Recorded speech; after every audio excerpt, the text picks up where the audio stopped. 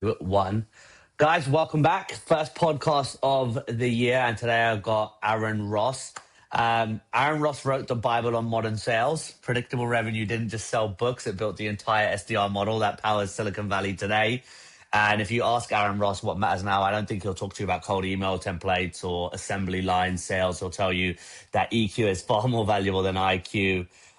Relationships are more, I agree with this, relationships are more powerful than GTM frameworks. And in a world where AI can really automate everything, the man who automated sales is telling us to go back to being human. So we're going to call this one the relationship signal, why the father of predictable revenue says frameworks are dead.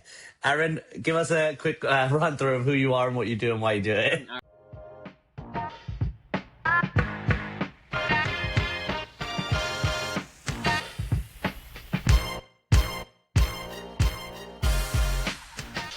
All right, you're jumping in with the clickbait already. Okay, all right. But I wouldn't say I didn't automate sales. What I did was assembly line it, like the Toyota way.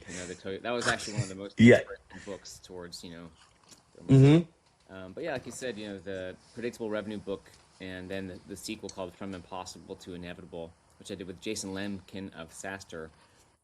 Known best for those.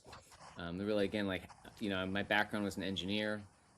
I ended up in sales through no particular plan, but I had started a company and raised money. It failed, and it's like, oh shit, I got to know sales. And so Yeah. Salesforce.com as the lowest level, the most junior employee. So I got to know this from the ground up. And within a few months, kind of gotten started. I was just answering the 800 line and inbound leads. All right, and create this outbound prospecting system at Salesforce, which helped them almost double their enterprise growth. And then wrote predictable revenue about that. Again, how do you create more of a systemic approach towards generating pipeline first and then sales? Yeah. From Impossible to Inevitable book was more of like a leadership book on how to create predictable growth. This predictable revenue is more like a sales. And if you're a sales leader, like kind of go-to book. The Impossible book is more. The goal is, hey, if you have an executive team, like, you create a joint understanding around why, if growth isn't what you want, where do you start to try to troubleshoot that, and how do you make it happen? But it's been we updated the Impossible book in 2019, so it's been 7 years since, and so let's call it 10 years since there was a brand new book. Mm-hmm. And so I've done a lot of speaking, a lot of raising babies since then. So now, kind of emerging from the cave of confidence. So I think you've listed your biggest career win as as embracing being an author, and a lot of people that I think they would say building a multi-million-dollar consulting firm and I didn't really know I was having a gonna be an big. author, right? That was a surprise to me, in a way. I think I'm gonna be. Let's see. But you've obviously done it. But even changing the way a sales industry operates, why was accepting that identity so hard, and what changed when you finally did? Well, the thing is, life is strange. Ultimately, I'm old enough, right? I'm 54 now. But if I think back to when I was young, the time is very different now. Even when I was growing up, there wasn't a lot. I don't remember. I'm sure people ask, but I don't remember a lot of what are you going to do when you grow up, and what are you going to major in, and what's your plan, type of thing. It was very, and this is of course also part of the family and the busyness of the parents, and the time, because I grew up in the 70s and kind of 80s, and so it was there, but it wasn't, and I wasn't surrounded by social media of everyone doing everything all the time really, really well. And so I was, I'm more, the game Frogger.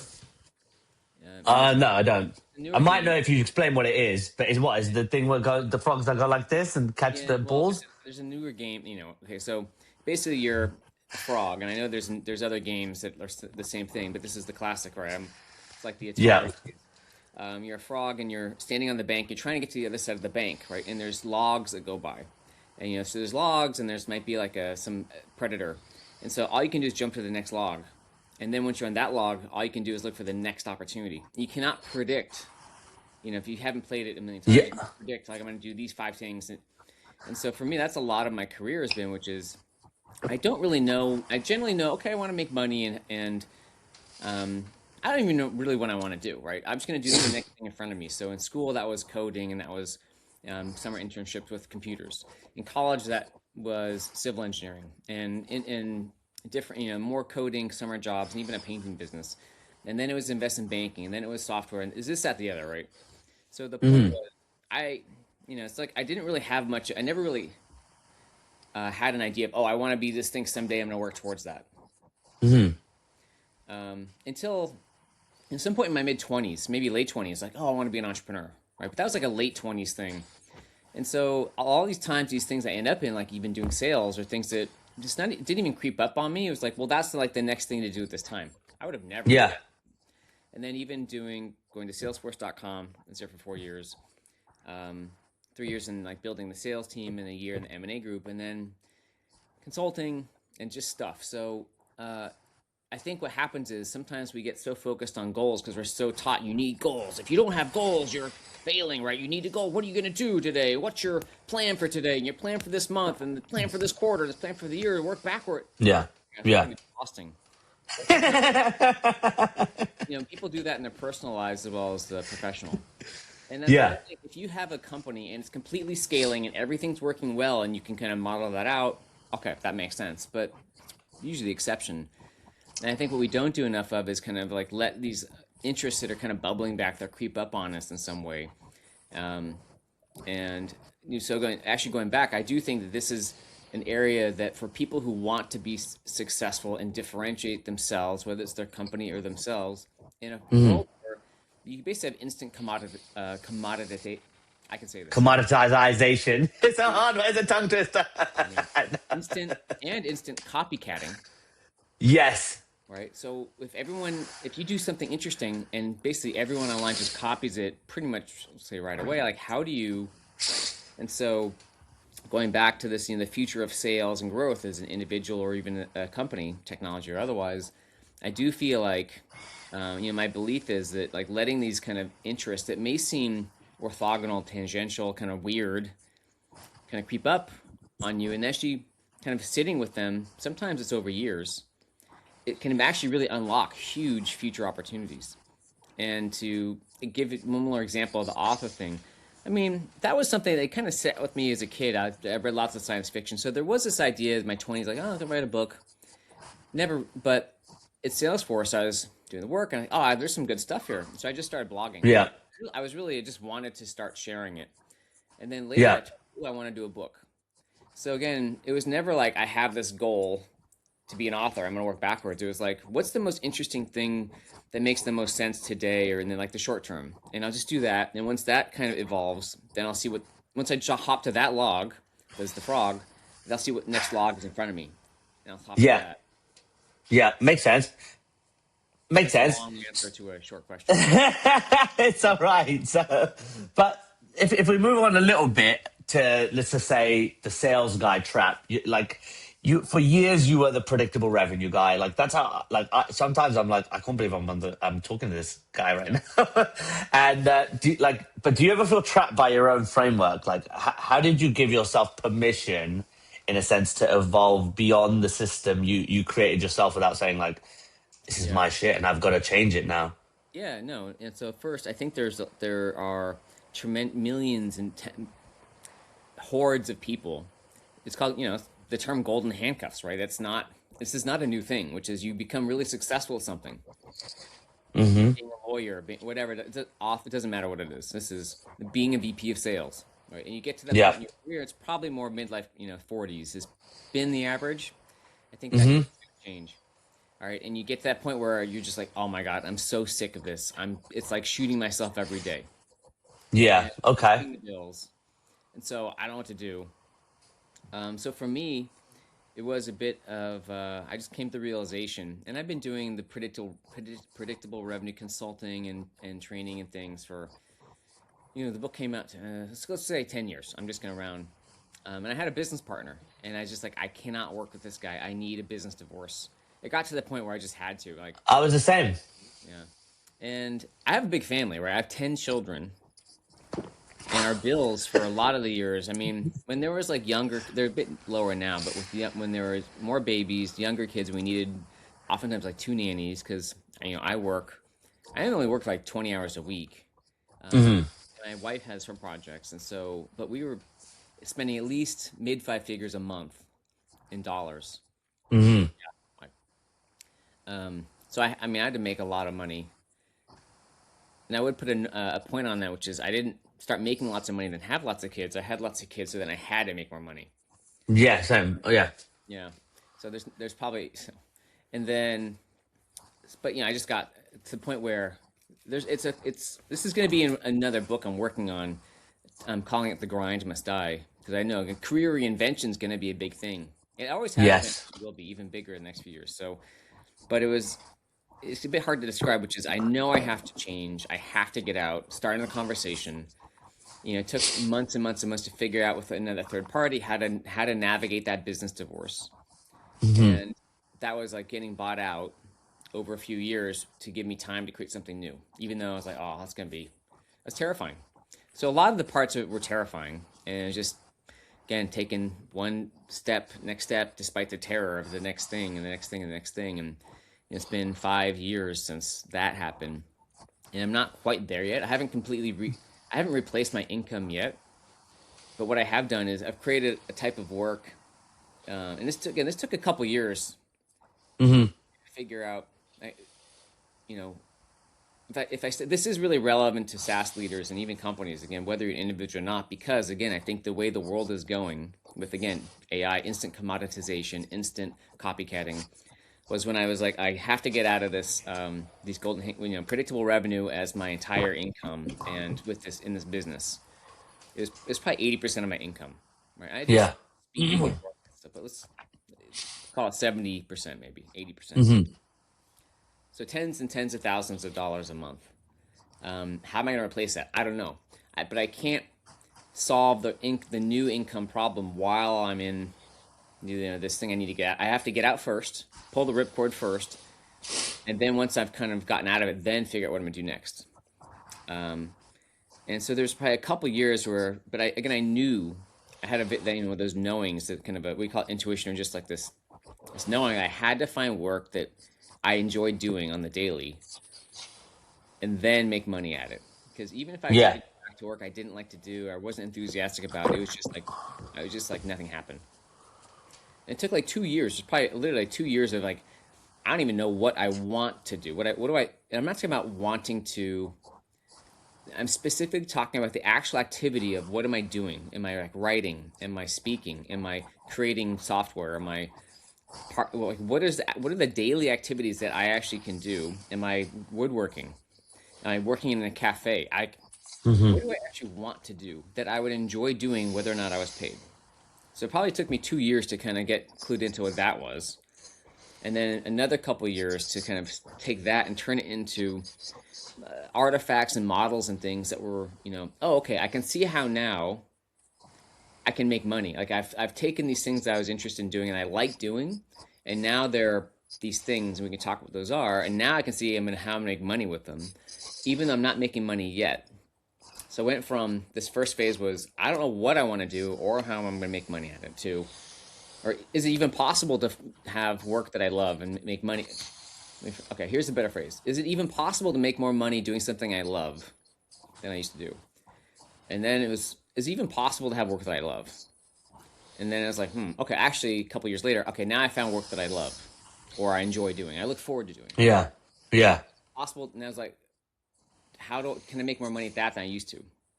And then I got to this point of, okay, now I know the work that really engages me and I look forward to, I'm enthusiastic about, and I'm going to make a lot of money at it. I just don't know exactly when or how.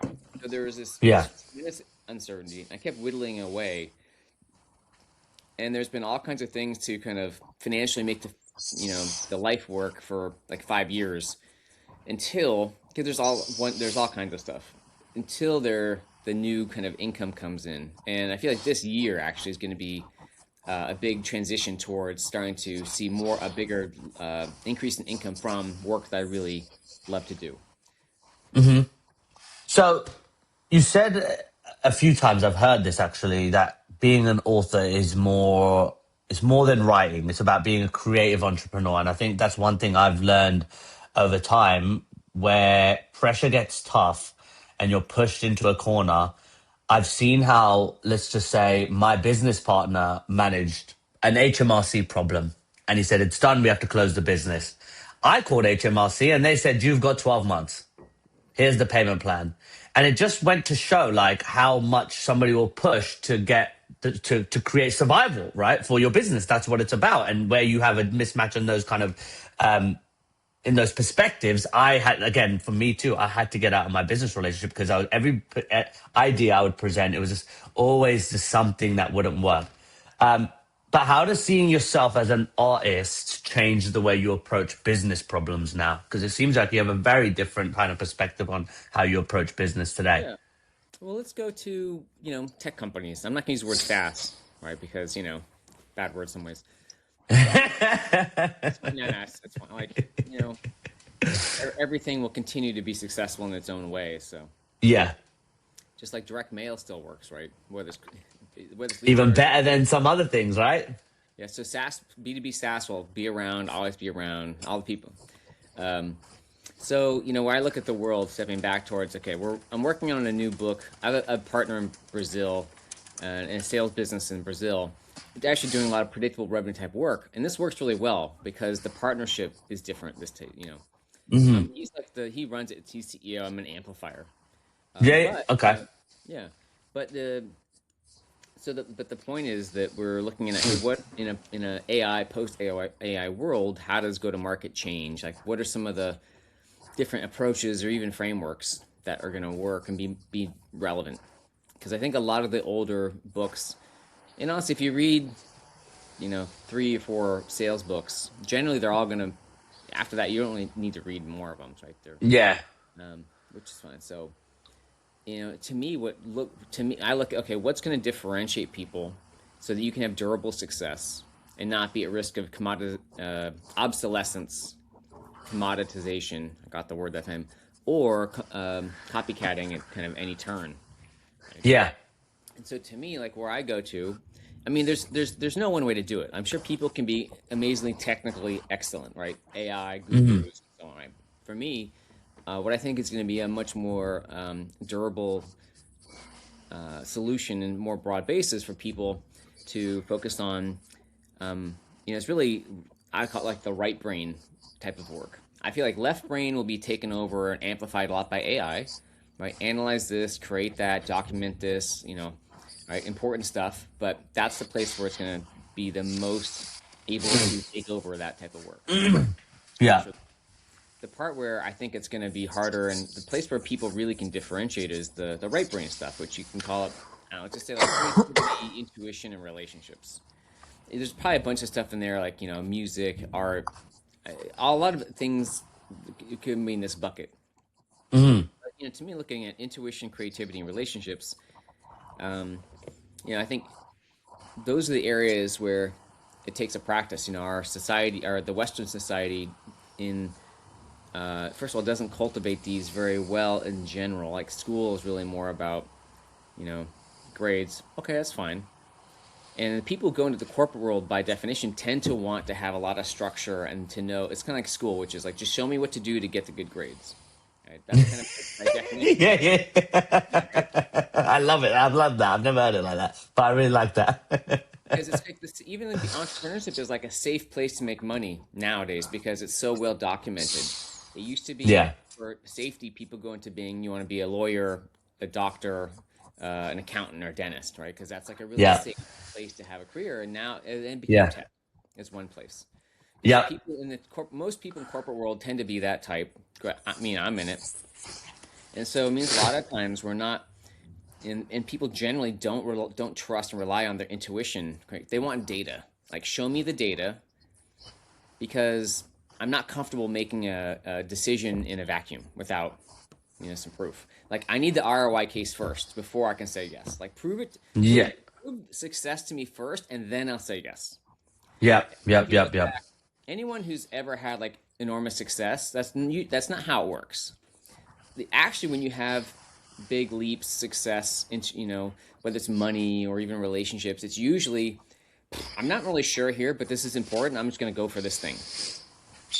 That could be big or small, but so I think intuition creativity, but relationships is probably like a really simple place that we can say, look, for businesses, if you relationships, if you invest in them, and by relationships I mean it could be with your team, it could be from your team to your market, it could be a CEO to the market. So that could look like, so the internal team is able to work better together, right? And there's more trust. It could be between the salespeople to the customers, right? There's more trust, or there's more loyalty from the customers. The CEO or founder creating content at scale so that you have like thousands, tens of thousands, hundreds of thousands of people who kind of buy into you and your message. There's lots of ways to create relationships and to improve them. And so the idea is if you can find ways to invest in relationships in a systematic way.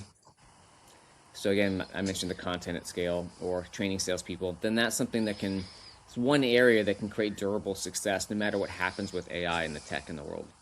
Because Absolutely. there's going to be more black swans. I mean, lately, right? The latest one was just this thing with Trump in Greenland. Before that, it was Venezuela. Before that, I mean, there's been the COVID, Ukraine, it's just China, terrorists. Like, there's just gonna be more of that. And so Yes. you can't say, look, I need to future proof. I've got 20 million in ARR and I want to get to 80 in 2 years. I need to future proof that. You can't do that. You can't say model it out on a spreadsheet and assume you're just going to do it.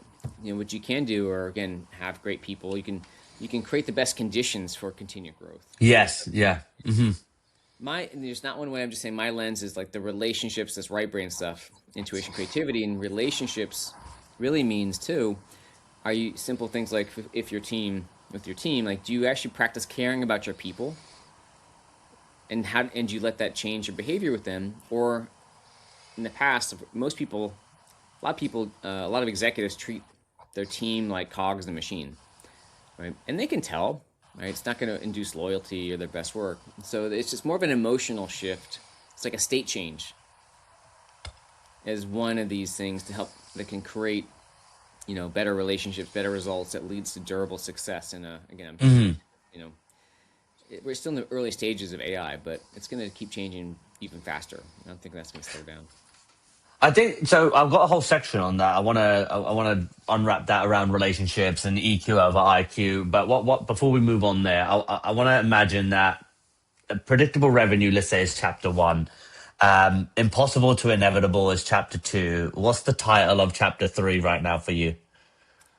Uh, uh well, it's hard to say. I do think that there's a theme. What I love doing in kind of a meta level is shaping ideas, or like discerning ideas, usually from talking to people and just living, and then shaping them into artifacts. Which I'm working on 5 books right now. So, but I'm also creating the kind of some products, physical products for the most part for now. So basically like ideas ideas, speaking, and partners. So for me, like I love writing books, speaking, and working with partners. Those kind of like one level. That's really about ideas and relationships. For me, like writing books, creating relationships. Most are one way because I don't know them, but with like hundreds of thousands of people. But I'm a book person. I love. Part of me is like I don't do books because for the result. There's just something in me that wants to create books. And that's kind of started it was very subtle in my 20s, but it was very like in my 30s after Salesforce. Like, I'm a book person. Yeah. So, but there's probably a term. Someone's like them creating a studio to create books, but also these other physical artifacts like we can get like coffee brands and maybe these like funny cards and write in letters, letter kits, and wax stamps and other things that Yeah. all intentionally are to help create and improve relationships. Yeah, I think that's important. And for me, one thing I have recognized more than ever in 2025 was the impact of relationships, like close one to one, hand to hand combat kind of relationships. Because cold outbound and cold calling, yeah, it is effective. It can be effective, but it's like it's only for so long. So I have understood like being removing the emotional attachment to like what I know works versus being creative and trying different things, that I think was something quite valuable in my learnings about business. But I think you said a few times that like your hardest lesson you've learned is that EQ is far more valuable than IQ, um, which is a big statement because you're a data driven sales processes guy. But what specific failure or moment taught you that lesson? By the way, I don't know if I'd say the hardest lesson was EQ. EQ is just more relevant now than Yeah. in the future. Like so, they've always been important, and they're always going to both be important. But I think in Hmm. terms of like, what's going to differentiate more people and more companies, Yeah. future be more EQ and less IQ. In the past, it was more IQ because of probably like tech and STEM and things. Hmm. Um, so was it? The thing is, having 10 kids, and again, some are biological, some are from a prior marriage, and some are adopted, and seeing what it takes to kind of support that kind of family and maintain a relationship with my wife, who've been married coming on 15 years. Hmm. Not supported, physically too, emotionally and financially, Yeah. and how little I don't know. It's like how little IQ. It is important. It's very important, but for the most part, it's mostly EQ, like dealing with uncertainty, conflict, and we have a very dynamic family. Like, and we moved from California to the UK and different Yeah. business. So it's like with all this, like, where do we want to go? Do we adopt? Do we have another baby? How do we support things? Where do we want to live? And how do we want things to work? And which schools? Um, it's like what they say is most decisions are made from emotion, but you justify it with logic. Yes. Yep. So, Yep.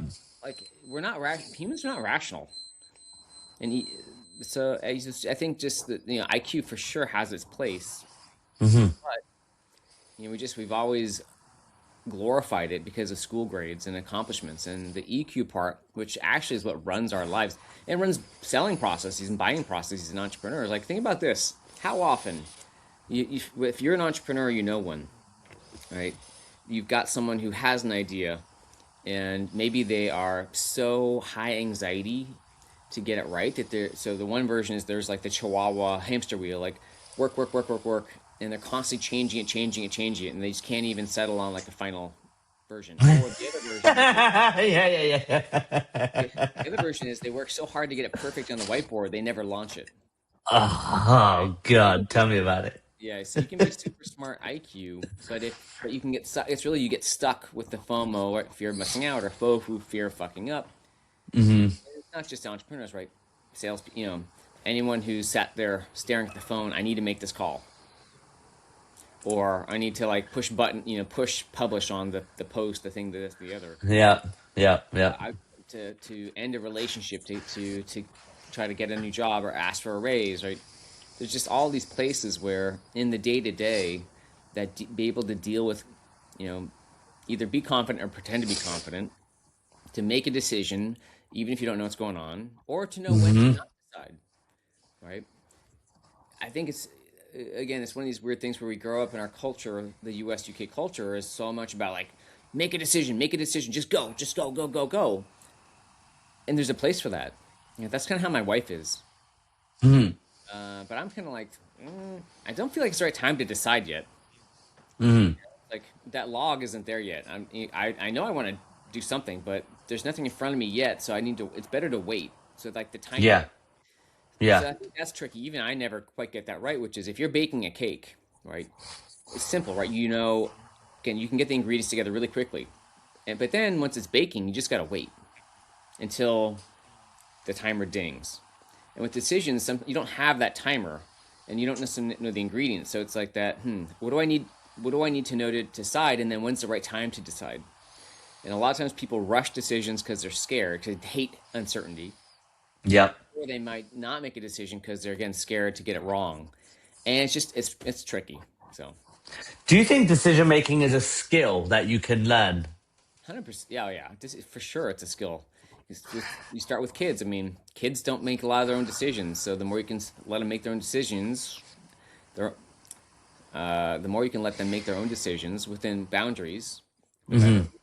I think Yeah, that's one of the challenges with I don't know about the UK, but in the States, the helicopter parenting and the stereotype is parents are like making all their decisions and they're like getting shuffling their kids to get the good grades and fighting with the teachers and paving a smooth path for them.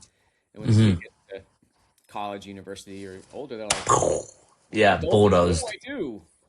How do I be angry? Like I have to pay my own phone bill." And, and we have older kids. It's hard. I mean, you keep thinking the arrival fallacy is so tempting because you think, oh, once I get to that next some place, it'll be easier. And then you Yeah, get so identified as a human, it never gets easier. It just gets well. There's always bigger challenges, and it just changes. Yeah, it changes. but that it's like how to reparent yourself and make your own decisions, and um, I don't know. It's something you just got to relearn usually in your in your 20s and 30s on up. You're telling me, I'll touch on it too. I'm at that phase right now where I just turned 39, November 5th of last year. So I'm a Guy Fawkes baby. I was raised in the UK. I grew up in the United States for 15 years, from the age of 13 to the age of 27. I was in New Jersey. I grew up there. So a lot of my twang, a lot of my upbringing, a lot of my optimism comes from my upbringing in like an optimistic town, seeing entrepreneurial individuals, doctors, lawyers, business owners. Like, Which is I not couldn't believe, not the UK. not at all. When I saw the car wash, the town car wash guy, you just those long car washes in America that they have, and you drive in. They have them here now, and you walk by, and you got this dude drove a Lamborghini. I was like, the guy has a car wash because in the UK you go to a petrol station or a gas station as they call it, and you only have that thing you drive in and you put in £5 or £10 and you get the premium wash, and it has the little things that do it. You don't have this thing that goes through, but it just went to show that no matter what you did, landscapers, plumbers, engineers, labor workers, from whatever spectrum, just as long as you had a hustle mindset, or let's just say Yeah, you were entrepreneurial. resilient, you were resilient, you were motivated, you had good perseverance, you were able to get there. And when I came here and saw, like, I had to get a job, otherwise, like, oh, you're a fuck up. And then when I decided to start a company, oh, he's crazy. And then when I started to reach success, you're arrogant. And I was like, what the hell is going on? And then I had to learn my emotional quotient again, like you've shared. It had to change. It had to redevelop. It had to reassign new kind of values to myself, because the way I operated as a new person, understanding myself, the values I inherited were very different from the old cultural kind of perspectives of Indians, for example, British Indians. It's a not anything other than it's a realistic thing. We came from a very different background. We moved here, and then, all that changed. And then how I've operated in business has really made a big difference. One thing that people are coming to this podcast for is to get like ahead of AI, some of the trends. One thing we're seeing that I thought would change a lot is the SDR work, right? The AI automating SDR work, writing emails, obviously, even making calls to a certain extent. And where EQ is more valuable, not less. Why, if AI is the ultimate IQ, why does EQ win? Well, I don't know if it wins. It's probably also more of a blend of how do you use the right tool at the right time, right? So with Hmm. AI, it's like I've been learning myself because I've been using AI a lot for about a year. Kind of once it got past a bit of the toy stage, and so it's like when do I use AI and it's helpful versus when is it hurtful? And I'm Hmm. still even today I was installing Claude Code because I'm like I want to check this out and try it out. Yeah. I think getting hands on. What the thing I don't so here's and again I don't really think in like the terms of like this moment in this year necessarily. I think a bit longer term. And Hmm. it's like honestly, a lot of the AI stuff I think is really boring, which is okay. It helps you draft emails, and honestly, they're usually not that great, but it helps. It's more of like a editing partner, so Hmm. back and forth, back and forth. Even like a lot of the agentic automation, I'm like, because everyone's gonna have that in within a couple years, and so it's not really gonna help. Like if everybody, it's like in the first days when there's some people had the internet and some people didn't. And they're like, oh, we have this amazing superpower with the internet. It wasn't that Yeah. long before everyone kind of had some version, and then it all just became kind of the same stuff.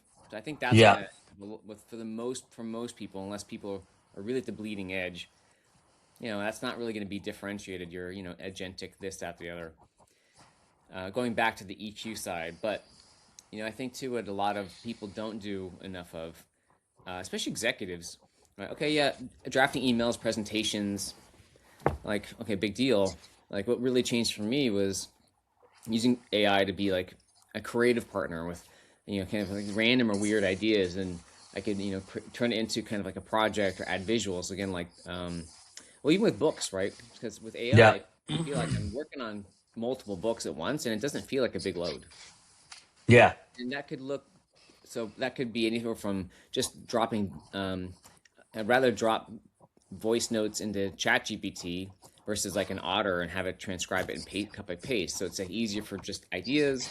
With the projects, it's easier getting editing help or structuring things. I can do visuals for book covers, which for me is like it's a major change from if I have a book cover. So things that help a book come alive to me are if I have a title or like a book cover or a partner. Like it's a step change to some stuff to okay, this is a thing. So AI has made that possible. Or again, like kind of cards and just these other projects. I'm doing, just a bunch of ideas for because now I can have an idea for a good idea or bad idea, but from zero to some sort of mock-up very quickly. And from there, it's easy to say, do I want to do something with this or not? And I don't think I'd be surprised if many people are doing that type of work with it, including SDRs. There's all kinds of people in outbound, not just SDRs, who've used things like images, GIFs, poems, music, all kinds of creative approaches to stand out from the crowd. So I think you got to figure out what works for you in that job too, to get people to connect with new people. I think that's an important thing, and I think if you let's call it doubling down, right? If we double down on certain things like where we have relationships, and my advice, I think you would share the similar advice, is to double down on your network, but your network of people you can ask for help. And how do you actually do that without being the guy who only calls when you need something? Yep. Or he has something. I find like it's if you have something interesting to talk about, or something you're doing. You know, So with my kids, and by the way, networks. Going back to relationships and the value of them. If you think about, there's a slide in a current talk, and it's kind of like fleeting solutions to permanent solutions in a way. And fleeting solutions would be like give me an email template, or give me new playbook.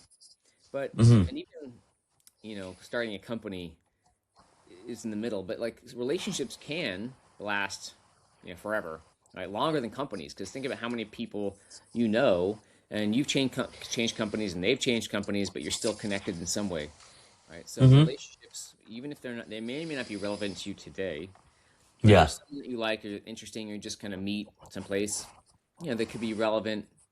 Maybe it could be at a hobby level, like maybe you both end up writing books, or at a business level, or maybe end up in the same city.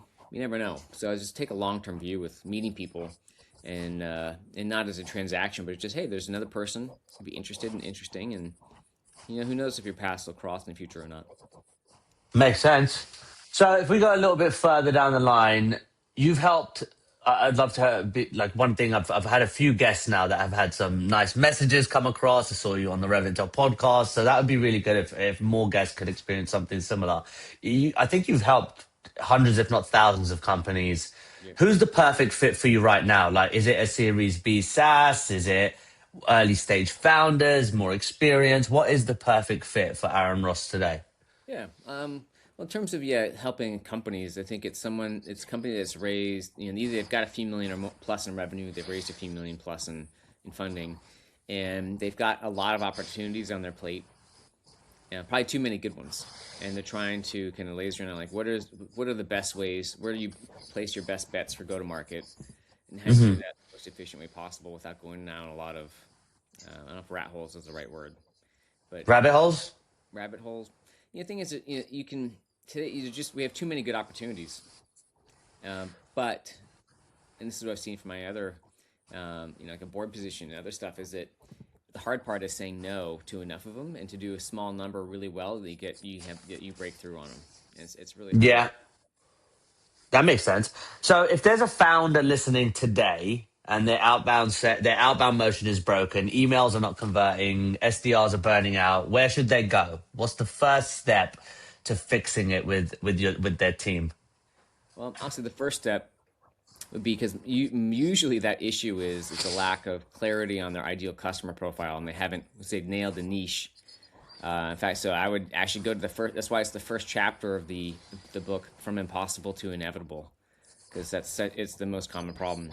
You can get that for free at fromimpossible.com.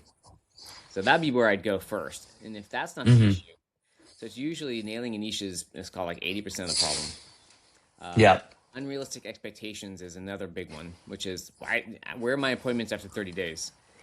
If you're doing outbound, and that could be outbound marketing or outbound prospecting, if you're reaching out to people who don't know you, and it's B2B SaaS and not like consumer, but it could be 4 to 6 months to really get something working through all the testing and all the iteration.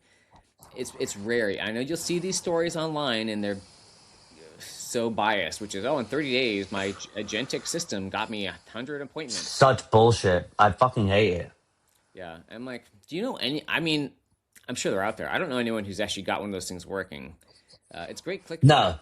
Someone has. I mean, also, by the way, Jason Lemkin has probably the best information on actually using agents in pre-sales and sales at SaaStr. He has a whole thing. I think it's SaaStr.com/agents, I think. But if you Google it, he's no bullshit. But I think so. Usually, it's going to haven't nailed a niche, unrealistic expectations, or you just might have the wrong person in the job. Yeah. It's not that they're bad or not. It's like it's a very, especially outbound lead gen. Even if someone's done it well before, but if they're in a new place, like they might have to recreate the whole thing, because we're past the days where if you did ABC at a prior company and you just do the same thing at this new company, that's just going to work. Yeah. You will. Things are just changing too fast. It may not. So just those are the the three biggies. All right. So in Impossible to Inevitable, you talked about nailing a niche. Okay. In 2026, is it better to go niche and deep or broad and platform? And if you were starting a SaaS company today, which path would you take? Well, I think niche and deep for most people, like if you have a functional area, it's usually going to be niche and deep. People can do broad and platform if it's like, again, you're kind of building like a certain kind of coding environment. Okay, you're building a broad platform, but in a very niche way. So again, you can go broad and niche, but most people, you think niche and deep, and by niche, think about a really specific use case.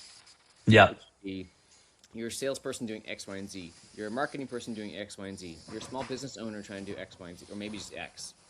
Start there.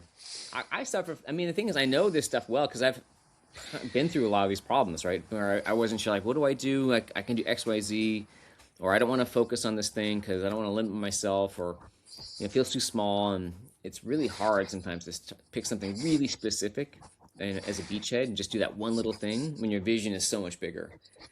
So that's where it's really, again, going back to the EQ and FOMO and FOFU, like ultimately, and this is again part of the new sales book, tentatively titled Phantom Revenue. This could be a couple years away though. It's still pretty early.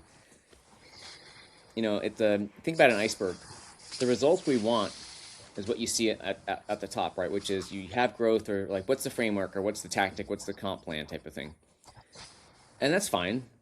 But if we're not getting results we want, it's usually below the waterline, like all the stuff which is team friction. So the second layer is team friction. And there's more than ever before, just because there's so much diversity in not in a helpful way, right? Because there's so many different time zones and bigger cultural gaps in values between people and political stuff. So the top layer is execution. That's what you want. If you're not getting what you want, that second layer is team friction, and the first layer is mental noise, right? That's your own FOMO, your fear, uncertainty, doubt, all that type of stuff. So again, if you can start to kind of see yourself, at least know where you get stuck or what your main mode is. Like if I'm scared, I tend to paralyze and kind of like process and think first. My wife tends to be, I'm like a deer in headlights. Right, my wife, when she's scared, she tends to like work even harder and faster. She's like a chihuahua running around in circles. So, and I saw someone, if you get into that mode, it's you can do fight, flee, fawn, which is you just end up pleasing people. Like numbers aren't good, so you're just like trying to please your team or the investors. And there's a fourth, but you just kind of if you know your mode, and this helps you kind of not get trapped by the mode. It doesn't mean it's the wrong thing to do, like work harder or maybe like just stop and think. But what you don't want to be is blindly, in a rut and you don't know how to get out of it. It's like if you're in a rut, you're like, Yeah. oh, in my rut, that's fine. I'm like for me, sleep and exercise are like the two big um, rut breakers. For my wife, like talking and probably working are like two of her big rut breakers. Yeah. You're gonna know if you have a hard thing, how you react and how you deal with it, how you process it. Again, I would put that all in the EQ bucket as well, like self-regulation, emotional management. And one aspect of this is, in companies, especially or teams, when people aren't good at regulating themselves, right? Think Yeah. about how often blame gets spread around, right? Because feelings are infectious, and so if the investors, I've seen this, right? Investors are anxious, so they pressure the CEO, like, "What's the pipeline? What's the CEO?" They call VP of sales, like, "Rah, rah, rah, rah, rah." VP of sales, "Oh, hey, rep, where's that enterprise?" Rah, rah, rah. And the rep is like, "Rah," and they call and the customer gets pissed off. And Yeah. so, that's what happens when people aren't able to be as aware and like regulate themselves. Be like, you know what? Okay. So people are, in other words, like people are fascinating. I'm endlessly fascinated by them and how they interact with money, people and money, people and people. So that's what all my books are really. I can see all they're going to be about. All right. I wanna share some more tactical nuggets for those that are listening. Yeah. So one word that stood out to me in all of this too. So niche and deep sounds like that's what I've chose to do. Default. Yeah. Yeah. Yeah, and then but if you categorize leads into spears, seeds, and nets, which bucket is the most undervalued right now? Where is there a big arbitrage opportunity? Always seeds. Okay, so spears, seeds, and nets. What this means is from the books, spears would be outbound, basically cold outbound to people you don't know. Yeah, yeah. Nets would be kind of content marketing, broad marketing, casting like that. And the seeds are word of mouth relationships, right? Because you planted seeds, but you don't know when they're going to grow. I had this conversation with, it's like, okay, entrepreneurs by default tend to want new business, new business. I mean, this is such an old, 20 years been dealing with this new business. We need to do outbound prospecting, outbound marketing. Da, da, da. Okay, what are you doing to going back to relationships and systems, right? To kind of contact and talk to all your customers, or at least have communication with all your customers as much as you can, or the right types. And then for the ones that are successful, ask them for referrals to other people like them. Or upsells, or it could be, so most people, if you have a team, you have customers and like a customer success or account manager and person or team, okay, they're doing hopefully cross sells, upsells, longer term contract, whatever that makes sense. Sometimes people aren't, but almost nobody has a system to ask for referrals from customers to new prospects. So that's the place I feel like people are almost completely ignoring, and I know why. It's very, when work has a slow, it feels like there's lots of steps and you don't really know what you're going to get. It's a lot more tempting to be like, I know I can send 100 emails a day and I'll get, 0.5%, maybe now 0.1% responses. And like, there's something happening here. It's more satisfying in a dopamine level. Like if I'm going to talk to 2 customers a week and I need to ask them and they're not really sure who to talk to. And I need to like come up with some suggestions. Can you refer me to here? It's a bit fuzzier, but the thing is the closing rates will be so, if you do that and you look at the close rates and the amount of energy invested to get, I don't know anyone who's doing this. I'm sure someone is. The companies I work with are not ready. They have other fish to fry first.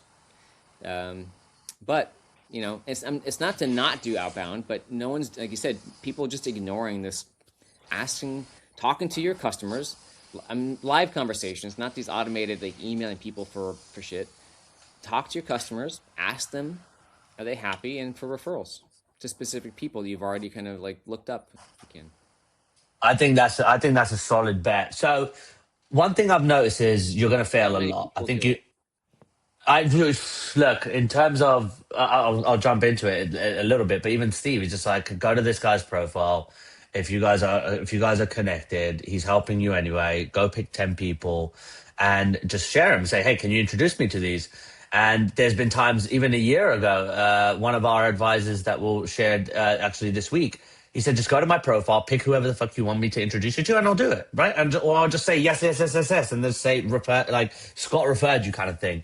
But we know a lot of people are going to fail a lot, and a lot of success stories are revisionist history. Yep. So, if you could give us a piece of revisionist history from your own career, what's a success that was actually a series of messy failures? I mean, I'm trying to think a lot of stuff. Well, I mean, like even creating the outbound system at Salesforce was a result of failing with my first business, and then doing almost like failing. So the first 3 months at Salesforce, I did inbound lead response, and I was really good at. I mean, I was the best at it, but I was so good. I failed because I was so sick of it. I was like done with it.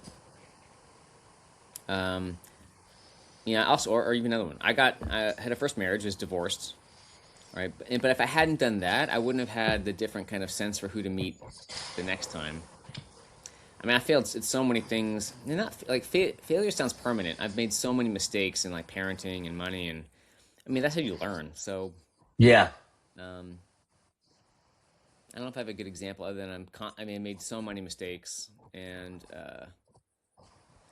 well, the benefit of being older is that it's sort of like, okay, I'm going to make a decision on this thing. And say I have a 22-year-old who has, okay, they're in a relationship. They're like, do they break up with them or not? And now I'm like, well, either way, like you kind of got to. There's a certain amount of things you need to learn from relationships, whether they're work or romantic. There's no shortcut here. So if you break up, you still have to learn these things someplace else, and how to. There's a bunch of things. Okay, or if you stayed with them, then you can learn with them. You can't. I mean, you can't really get it wrong. Maybe if you know it's time to break up when you absolutely know it's time. But then until Yeah. then, you're gonna keep doing your best. So in other words, it's kind of like a lot of shit happens. That's how you learn. It doesn't feel good. So rather than trying to focus on like the right thing to do, refocus on like what do you need to do now? Like what feels right for you in this moment to do next. Yeah, look, I think I could probably like I have a lot of similarities in that. I think my first life coaching experience revealed that opportunity in such a nice way. I always felt guilt when I stuck myself and kept attached to a relationship because I was letting the person down. But my life coach taught me um, if you stay with that person, you're actually limiting yourself and that person for what is Yeah. possible in your life. And if you let that person go, you actually create a platform, a launch pad for what you can have. And don't you think it's better to release that person as well as yourself and give them the opportunity that they deserve? Don't they deserve the best version of somebody else who can give them the things that like they expect from you? And if that's not you, that's okay. Then you can go give that to. And for me, it ended up being the same situation. I was engaged, and it was a long-term relationship. I thought it was going to be a marriage. I knew things were broken, and I couldn't come to terms with that. But with the right type of coaching and advice and questions asked to myself, I ended up meeting amazing, like the woman of my dreams. I've got a beautiful daughter, and my life has opened up so many more possibilities because of a tough decision. So if we wrap it up, I've Same thing with, got sorry, same thing with yeah, companies, right?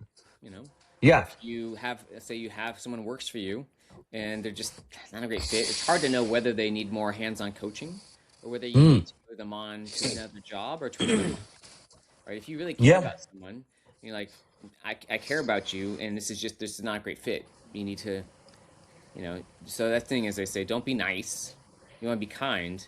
And sometimes the kind thing is to move someone on to another job or another company.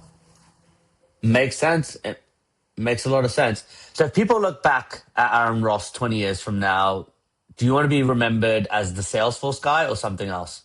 Nah, I don't care about that honestly. Like, I really don't. The predictable revenue book, I'm proud of that book. Um, it was just a warm up. Do I love? The thing is, I only feel like I've done like 1% of what I'm gonna do. Yeah. And I don't know if we could flash. There's things I'm working on. There's the new books I'm excited about. I can't say if they'll be better or bigger than predictable. It's irrelevant. I'm just like, these are books I need to write. We'll see what Hmm. happens. There's like this group of the mentioned like these executive gifts. These banana peel wisdom cards that are funny and the Yeah. lost brands and I'm Yeah. calling that this kind of Iron Crown company stuff. I don't know how Yeah. all this fits, and I have app ideas, and so ultimately, like I don't. To me, the only thing I really care about is more how my family thinks of me in the future. I don't know. Absolutely. I do feel like I'll have a lot of inspiring work for people to help them, and some of those be books and this other things. I don't know what that looks like. I mean, I like having friends. I need to be better about like maintaining friendships. So I don't like think of it doesn't. I never think about how I'm gonna be remembered in 20 years from now. But I do think that I've just barely gotten started. My books have done hundreds of thousands of copies and like almost the sales bibles in these industries, and I just feel like they're so small compared to whatever's coming in the next maybe 10 or it could be 5 or 10 or 20 years. I don't know. I don't know. Makes sense. Well, look, the whole episode has kind of had a foundation of challenging us to value EQ, and kind of what was the word you said? Like couple it up, double it up with IQ, blend it with IQ and relationships over the frameworks that have typically been those like those posts that you can't move outside of. What's one simple thing for our listeners, founders, and investors that they can do tomorrow to start building that relationship muscle? Um, Honestly, I think what I probably would say is if you don't have a hobby, start thinking about what kind of hobby would you like to do or want to do. Um, if you have one, realize there's probably lots of people in your sphere that have something similar or like to talk about hobbies. I Hmm. like talking about other people's hobbies. I'm always interested in stuff. So Hmm. if it's a VC, if it's an executive, a business conversation, I don't really care. Like I'm curious about them, the work, but also them and their hobby and like what they're interested in because that stuff is just interesting. So Yeah. don't be afraid. I think the big mistake, it wasn't as big a deal in the past, but this is going to be more and more prominent, which is the more you keep your work life in a box and there's no like casualness, there's no hobbies, there's no talk about this, that, the other. You can do that, but you're only going to limit yourself in the way that you can connect with other people, whether they're It customers or sucks like teammates that. or investors.